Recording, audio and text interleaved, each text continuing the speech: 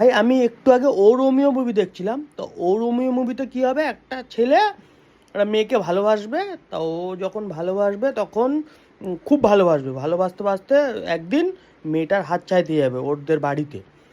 তা ওর বাবা জিজ্ঞাসা করবে যে তুমি কত টাকা ইনকাম করো, ও 1500 টাকা। যাই হোক, তা ভালো কথা। তা বলবে যে 1500 টাকা তো হবে না, আমাকে 3 মাসের মধ্যে 50,000 টাকা টাকার মেহের দিতে হবে। আমি জানি না মেহেরটা কি, তোরা যদি কেউ জানিস আমাকে বলবি যে মেহেরটা কি। তো 50,000 টাকা ওই মেহের দেওয়ার জন্য জালিল ভাইয়ের গ্যাংয়ে ভর্তি হবে, জালিল ভাই।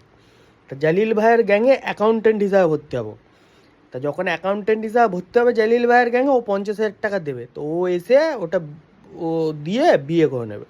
তো বিয়ে করার পরে ওর বউ বলবে যে তুমি এইসব কাজ করো, ঠিক আছে, মারাপিটের কাজ করো, আমি তোমার সাথে থাকতে পারবো, তুমি ওই গ্যাং ছেড়ে দাও, তাহলে আমরা দুজন চলে যাবো, ভালো থাকবো। তো ও যখন গ্যাং ছাড়তে হবে ওকে মার্ডার করে দেবে, ঠিক আছে।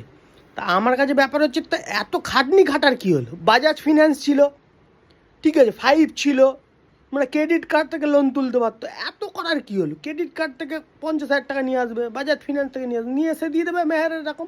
মানে জালিল ভাইয়ের গ্যাং, মারাপিট, এত কষ্ট করার কী হলো? মানে মুভি বলে যা তা দেখি দেবো না আমি কি? আমরা মানে আমাকে বলতো, আমি ইয়েতে যেতাম বাজাজ ফিনান্সে, আমার কাছ দিয়ে 5% ইন্টারেস্টের লোন নিত, লোন নিয়ে যেত। না,